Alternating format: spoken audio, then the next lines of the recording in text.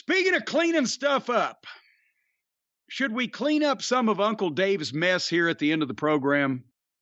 I don't know how much cleaning up of anyone's mess we're going to do, but we can discuss whatever you want to talk about. We can examine it for a second because the annual Wrestling Observer newsletter Hall of Fame episode or edition, I should say.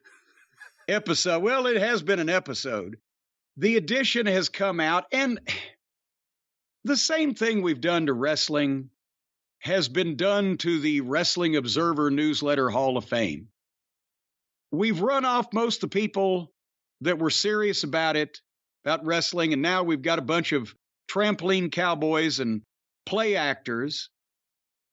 Well, as that has happened to wrestling, a lot of Uncle Dave's more knowledgeable subscribers, readers, supporters have been run off with it, along with Uncle Dave losing his mind and being petrified he's going to lose his subscribers. So instead of calling a spade, he calls a spade 7 stars. And that's turned off even more of the people that used to vote in this thing and had some knowledge of the industry. And now apparently what we're left with there, because I'll tell you something, and we've talked about this, the smart fans, the small number of smart fans that existed in the 80s were probably smarter than the people in the ring today as relates to the wrestling business. And at least over the years, these serious people that were involved in research and history and preserving same in wrestling were the backbone of the people that voted for this Hall of Fame. So you got a semblance of sanity in who would be in a wrestling Hall of Fame and who wouldn't. And now what we're left with, there's obviously the WWE Hall of Fame, and that's up to Vince, and or now who knows who it's up to, maybe still Vince. And other wrestling halls of fame put people in based on whether they'll show up to collect the prize so that people might buy tickets to come and see the ceremony, whatever. But this was legitimately voted for by the most knowledgeable some wrestling personnel, and the most knowledgeable non-wrestling personnel that you could find. Now that those people have been run off by Dave's embrace of whatever the fuck they call this shit these days, the modern fan, the modern smart fan, the AEW fan or the indie fan or the wrestling needs to be silly and fun fan, nobody ever took this seriously. They've taken over, and they have the most superficial knowledge of the wrestling business of anybody. They are not the smartest fans. They are just the loudest fans and the most know-it-all fans. But they have a superficial knowledge of wrestling, not only what it's about, what its history is, but who was really important in it. Their historical knowledge is nil because they're just like the modern wrestlers. They think they don't need advice and they can't learn anything because, well, that was back in the old days with the 15-minute headlocks that somehow people think that used to happen. So what we get is, if you see somebody on TV or you see them on the internet or they talk about them on Twitter, they get voted into the Hall of Fame, whether they're worth a shit or not. But somebody who could have been one of the biggest attractions in the history of wrestling in some place or other is overlooked or not voted for because these people don't know who the fuck they are. And how that their work or their promos or their drawing ability or their importance in general to the wrestling industry dwarfed whoever the fuck went in this year. Because I only recognized, except for the non-wrestler categories, one of the fucking names. Actually, two. Mark Rocco. I can't argue with Rollerball Rocco being in the Hall of Fame, but I can argue with him being in the Hall of Fame in front of a variety of other names he's in front of. And then I recognized Kota Ibushi And we all know how he got there because he's another Japanese comedy figure that wrestles blow-up dolls and small children and engages in various activities in and out of the ring with Twinkle Toes McFingerbang. And that's where he's noted and known by these silly wrestling fans. I'm not talking about the fans are silly. I'm talking about their fans of silly wrestling. So, Brian, we'll go over a few of the people who didn't get in, but I'll make this one a spoiler, and then you can tell us who got in the Wrestling Observer Newsletter Hall of Fame this year. But Kota Ibushi is in the Hall of Fame for wrestling. Sergeant Slaughter is not. Am I correct on this? You are correct. Sergeant Slaughter fell a few votes short of getting inducted. But Kota Ibushi, for his noted encounters and mega selling matches with sex toys and where he sticks his finger up other guys' asses, and his finish with Twinkle Toes as his tag team partner was called the Golden Shower. He's in the Wrestling Hall of Fame. Sergeant Slaughter is not. I just want to say that again. Who else won this year? Well, Kota Ibushi's very popular with Observer readers. They like his matches. That's exactly what I just spent 10 minutes saying. The people that Dave is left with, this is the kind of Hall of Fame figure that they believe is deserving. Well, the people who went in this year, the highest percentage, 76%, for Akira Taui and Toshiaki Kawada, who are certainly a Hall of Fame caliber tag team. Okay, but again, Akira Taui and Kawada. Toshiaki Kawada. They're in the Hall of Fame. But the assassins, Tom Renesto and Jody Hamilton, are not, as last I remember. Ole and Gene Anderson are not, and Kurt and Carl von Bronner are not. Right, and again, Kawada's already a Hall of Famer. There's been a big debate for several years about Taui. This is the first year, and this is something we used to talk about on the old 605 Hall of Fame specials. For the first year, Dave opened up tag team voting, and the first tag team to be voted in under these rules is Kawada and Taui. Next on the list, also with 76%. Actually, let me stop and say this, because this goes into the overall voting. Taui and Kawada got in 76%, 148 votes. The next person is Mystico, 76%, 74 votes. Mystico, a major drawing card in Mexico. Kota Ibushi, 65% with 128 votes. And right on his tails, Tatsuya Naito. Tatsuya Naito! With 127 votes and 65%. Rounding out the list are Los Villanos, Lucha Libre Legends, 59 votes, 63%. And finally, Mark Rollerball Rocco, who received 80 votes for 62%. And also historical candidates inducted, seemingly at will, and deserving, Johnny Darrow and Johnny Doyle. No.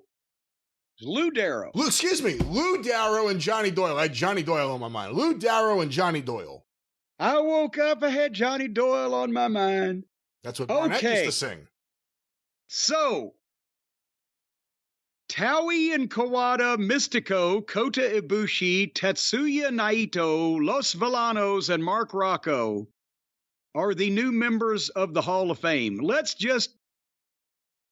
talk about some names that are not. Sergeant Slaughter not only is not in the Hall of Fame, but he will be dropped from next year's ballot unless he gets 50% of the vote.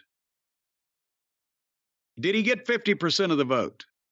Sergeant Slaughter got 57% of the vote this year. 150 so at least he votes. Stays on the ballot. And again, it's important to point out 150 votes. So although he got more votes than every single person who went in this year, because the votes are from his region and they weren't as many percentage-wise as the votes from another region, which is why Mystico gets in with 74 votes, That's why Sergeant Slaughter's not in. Yeah, because now he's broken it up. Well, if you're from Mexico, you vote for the Mexico candidates. If you vote for modern performers in the U.S. and Canada, you vote for them. If you vote for historical performers, or if you vote from wrestling in Australia, New Zealand, Europe, Africa, and the Pacific Islands, so 6 people on the Isle of Malta vote for fucking some guy. He gets in because there's only 6 people on the Isle of Malta. But I back up. Here's some names that aren't in the Wrestling Observer Newsletter Hall of Fame. Ole Anderson, Bob Armstrong, Jack and Jerry Briscoe as a tag team. Well, again, they just opened up tag team voting this year, and you're burying one of the big stories. Rocca and Perez couldn't get in this year. Okay. The first year they were on the ballot, they couldn't get in. So Argentina Rocca and Miguel Perez did not get voted into the Wrestling Hall of Fame, but Towie and Kawada and Los Volanos did. How about Wild Bull Curry is not in the... Folks, we could be here for 5 hours talking about the longevity and the giant gates and the massive importance of all of these people at various points in time in the wrestling business, but it would bore you after a while because it dwarfs anything that the people that we just saw elected or inducted have ever done. Cowboy Bob Ellis is not in the Hall of Fame. Pampero Firpo, the Mongolian Stomper, the Hart Foundation. Bret Hart's in, but Bret Hart and Jim Neidhart as a tag team, they didn't get in. Shawn Michaels and Marty Jannetty. Okay, we can't. Sputnik Monroe, Blackjack Mulligan is not in the Hall of Fame. Race and Hennig as a team. Dusty Rhodes and Dick Murdoch as a team. You mentioned Rocca and Perez. Steamboat and Youngblood as a Mad Dog and Butcher Vachon as a team. Well, again, couldn't get in. Other than a few examples like the Freebirds or the Midnight Express, typically there haven't been teams, and once you were in as a single, like a Mad Dog Vachon, you weren't on the ballot again for a second thing. Stan Lane was in. This is where the technicality got weird. Stan Lane was in as a member of the Midnight Express, but the Fabulous Ones weren't on the ballot. How about this? Junkyard Dog not in the Hall of Fame. Edge, for a more modern name, not in the Hall. Edge is not in the Hall of Fame, but Kota doll wrestling sex toy play with her Ibushi is. Goldberg, the Hardys as a team. Paul Orndorff not in the Hall of Fame. Randy Orton, CM Punk, Roman Reigns shouldn't be. That's another thing. Active wrestlers, they're still wrestling. I know people never really quit, but while a guy's still on top in a major company, I don't know they should be nominated. The Steiner brothers didn't make it. The Von Erichs didn't make it. But by cracky, Towie and Kawada and Kota Ibushi did. So Mystico is more important in the history of professional wrestling than Wild Bull Curry, Blackjack Mulligan, Cowboy Bob Ellis. No, and let's just make sure we say it. He's not. It's about the voting, who's voting, and the way the ballots are being counted and put together. Because again, anyone could say we're going to have this big vote for someone in wrestling. I think I read somewhere, and I didn't see this in the Observer, maybe I missed it. He said there were like 400-something people voting last year and a few hundred people voting this year. That's a lot of people. I got turned off when I started seeing the results of things that were happening and who was getting in a few years ago. I didn't vote. For the record, I should just say, I get a ballot. I haven't voted in the last 2 years. I don't know if I'll ever vote again. But I started hearing about other people's ballots, not other historians or whoever is classified as a reporter, but other wrestlers who were given ballots by Dave. And that's when I realized there's a problem, because when you give people who may be in an industry but have no knowledge whatsoever a ballot, you're changing things. I knew a wrestler a few years ago, and I don't want to say who, and I don't even want to disparage the person he voted for, but hopefully you understand what I'm saying. He voted for Brian Pillman, ahead of like a whole bunch of people who are clear-cut Hall of Famers. Brian Pillman was his favorite wrestler. He voted for Brian Pillman. That's all it took. When you look at this year's voting, the reporters, because Dave breaks it down, the reporters, the number one vote was for Tetsuya Naito. In order, Tetsuya Naito 1, Mystico 2, Johnny Saint 3, Kota Ibushi 4, Kawada and Towie 5, Rollerball Rocco 6, Rocca and Perez 7. Oh my God. Okay, and even if you go with, let's just look at the Europe, Australia, New Zealand section. Mark Rocco, and again, a great wrestler, but you can watch him on tape against Tiger Mask, right? Certainly. So Mark Rocco got in, but the Royal brothers, Burt Royal and Vic Faulkner, the most legendary tag team in English wrestling, didn't get in because you can't watch them on video wrestling Tiger Mask. Killer Carl Cox was in this category because of Australia. Killer Carl Cox didn't get in the Hall of Fame, but Mark Rocco did. Johnny Saint, they voted for him even though he didn't get in. Great technical wrestler, but they've overlooked Ricky Starr and Adrian Street, both of whom had longer careers, and Johnny Saint was technical wizard. Both these guys drew more money in multiple countries. Despite the fact that you drove in a car with Adrian Street, so you've heard a lot, where do you fall in the Big Daddy debate?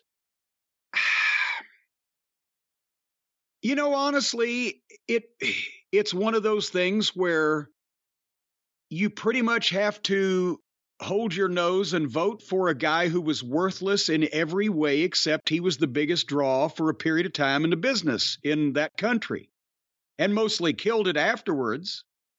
He made Hulk Hogan look like goddamn Steamboat in the ring. So you can't even use the, Hulk Hogan wasn't a great wrestler, but he was a great worker. Big Daddy wasn't a great anything. His brother was the promoter. He was a fucking huge, it was like the Ultimate Warrior, except instead of a superhero body, he was a big fat gray-haired fuck with a big potato nose. But he was the biggest draw for a period of several years at a point where the business in England was about to die. So, and he helped kill it. But it's like if you put an American woman in before the fabulous Moolah, if it's not Mildred Burke, it doesn't make any sense. But I'm looking right here at the different things here, and I'm looking at the overall vote. This is why I got disgusted with it. If you just look at the overall list, which combines all the different voting groups, it goes by percentage, who was the closest to getting in. So you need to get over 60% to get in. Slaughter got 57%. Rock and Perez, 57%. Close, but no cigar. The Briscoes, 53. Steiner's, 52. Davey Boy and Dynamite got 52. Goes on for a while. Here's where it's like, what the fuck? Like, seriously, what the fuck? Who's the voting body? Bobby Davis, 45. Enrique Torres, 42. Jim Johnston, 42. CM Punk, 41. Johnny Rougeau, 41. Wait a minute. Jim Johnston got the same percentage of votes for writing the WWF theme music as the biggest Hispanic star at the time in the history of wrestling across the United States. Got the same percentage. Hey, he also not only got more votes, but more percentage because he's in the same voting category. He did better than Ted Turner, than Junkyard Dog, than Bobby Bruns, than Morris Siegel, than Dory Dixon, than Edge. Jim Johnston did better than the Von Erichs and Randy Orton, Anderson and Blanchard. Jim Johnston did better than the Hardys and Dominic DeNucci and Steamboat and Youngblood, Sputnik Monroe and El Hijo del Santo and Octagon, the Grand Wizard. Jim Johnston, who's voting for this? And that's it. When I would get a ballot, I had to remove myself as a friend and co-worker of some people and just sit down and say, who had a bigger impact on the business for a longer period of time? You consider not only the in-ring talent, but the personality and the charisma and the drawing power and the longevity. That's what you consider for a Hall of Fame in wrestling, or I would think anything else. Talent, of drawing ability and longevity. And some people have all three, and some people have a ridiculous amount of one and little of the other two, but you tried to weigh that. But there is on no planet, in no alternate reality, that some of these people that make it into the Hall of Fame now are more important to the industry or had a bigger impact than some people that are not getting voted for because he's run off all the serious fans, and what we've got left are current day website marks and a bunch of marks in the ring that only vote for people that they know personally or have ever seen on video. And the non-wrestler category is all over the place also because, again, and I'm not picking on Jim Johnston. I like him, never had a cross word with him. But you're telling me that Jim Johnston had the same amount of impact on professional wrestling as Roy Welch, who invented Southern wrestling and ran one of the biggest geographic territories in the business for over 40 years. Or you're telling me that for God's sake, Bobby Bruns, as you mentioned, who basically invented... He invented Ricky Dozan. He invented wrestling in Japan, invented Ricky Dozan. Bobby Davis, who was not only not the first actual manager, but the first manager of such note in the TV era that he managed Buddy Rogers and the Graham brothers, the biggest stars and the biggest territory in the business, and was so influential that Bobby Heenan was named after him, because if you were a manager back then, you had to be named Bobby. But none of these people are getting in because Jim Johnston wrote catchy tunes that people actually can listen to now. It's insane.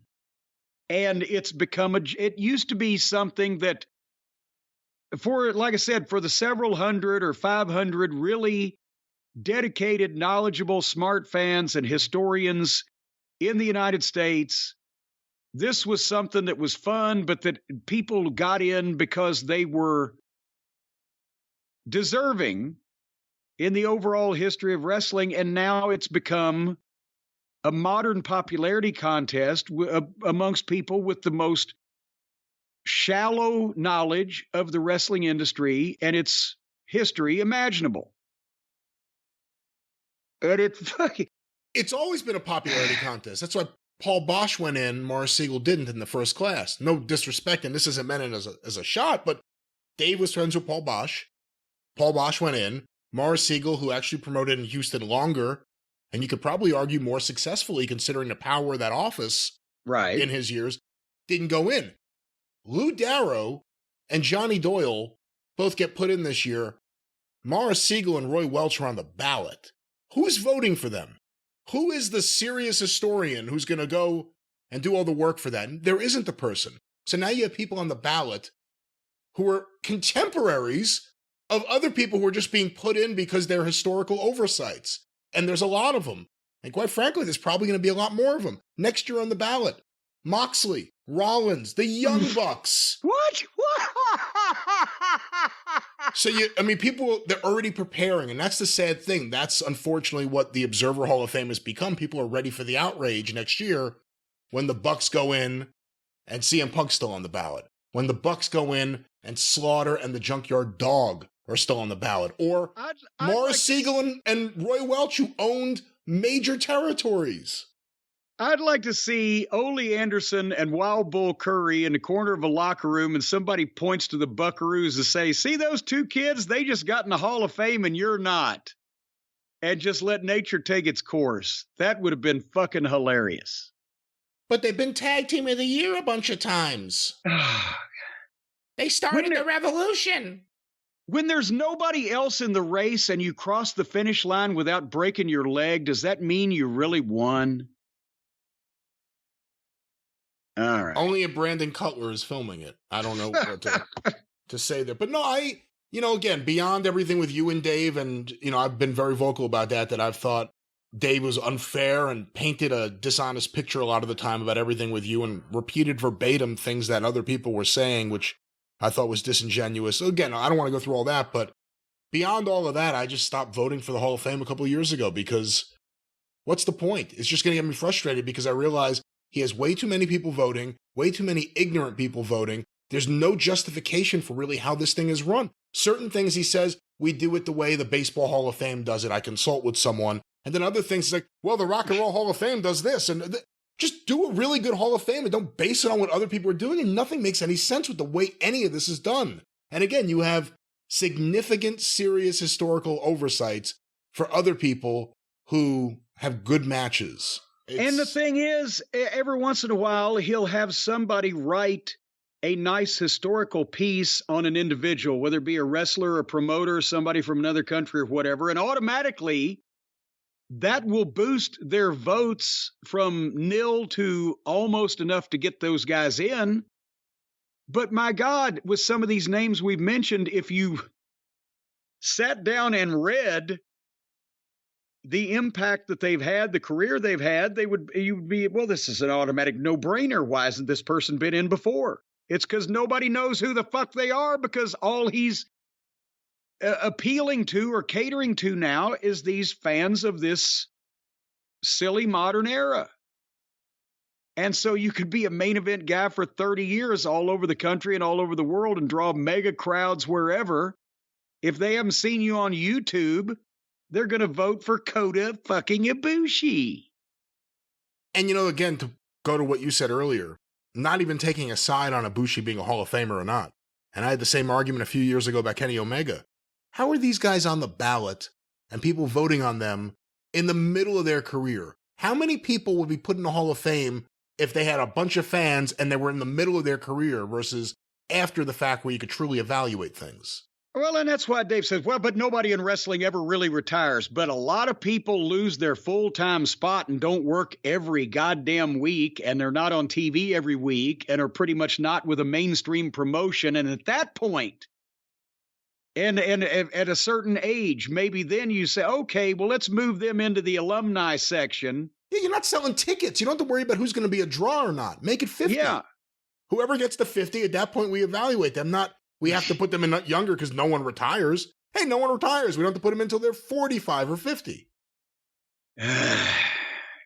Anyway. Like I said, I stopped voting. I got too frustrated because it's well-intentioned, but the more you think about it, the more you look at who's voting, the more you talk to people about their actual ballots, and the more you realize that there's a lack of progress for serious historical candidates, while international candidates at this point can skate in. There's a problem. So. Yeah, well, and again, when he split things up into the geographic areas, the cover story was, well, people in the United States don't know about the Mexicans, and the Mexicans don't know about the Japanese, whatever. But then you have a smaller number of people voting for these obscure areas of the world, and nobody from the United States can get in because everybody's split up, because that's where all the good candidates still are. I mean, they've scraped the bottom of the fucking... If Kota Ibushi is going into the Hall of Fame, then that means there are no Japanese wrestlers left that can tie their own boots that can get in the Hall of Fame. Everybody else is in. So, but that's not the case with American talent that have been overlooked and are getting further and further off, and they had much more impact on this business and a variety of places than some of these other guys that are 35 years. That's the cut of you got to be 35 years old to get in the Hall of Fame. Well, imagine that. There ain't been too many of those that deserved it by that point. That's the thing I look at. You just kind of said the word maximum impact. Who had the maximum amount of impact on the industry? That's why, and you would disagree with me on this, in the past when I voted for Goldberg. Because I could actually see an argument there. Sergeant Slaughter had a big impact. I grew up in the 80s, so it's easy for me to understand the impact he truly had. I knew he was a wrestler more than I actually got to see him wrestle in the 80s. But there's a lot of people there on that list, especially when you look at some of the historical candidates, who had a major impact on wrestling, and historically and significantly, it's grown over time, but they're not actively wrestling right now and having 5-star matches, so they're going to get slighted. The whole process is fucked. Again, I go back to Bull Curry just because, my God, one of the people that you would think, well, he's automatic. You know, the first year's class, Dave just wrote down a list of the obvious people that needed to be in, and then has added to it from then. Well, there wasn't anything the matter with that because everything was a no-brainer except Bull Curry. It's 20 years later. He's still not in. Wild Bull Curry, for fuck's sake. He main evented during World War II, and he was still selling tickets in Houston when he was 60 in 1980. Whatever the fuck. It's just insane. But Mystico needed recognized. All right. You know, I own a Hall of Fame. I have the wrestling news Hall of Fame. I even have some of the original plaques. But Norm Kites are at a Hall of Fame, and that's right. There are tons of inductees. I have photos of everyone accepting their plaque, and technically, I own a wrestling Hall of Fame. Well, in that case, we need to start getting out the ballots next year and have an alternative Hall of Fame. That's the first vote we need to have, is who actually gets a ballot. We don't even have to worry about who's going to be on the ballot. We could just fight about who gets a ballot. Folks, stay tuned. We've just invented a brand new programming scheme for the next year.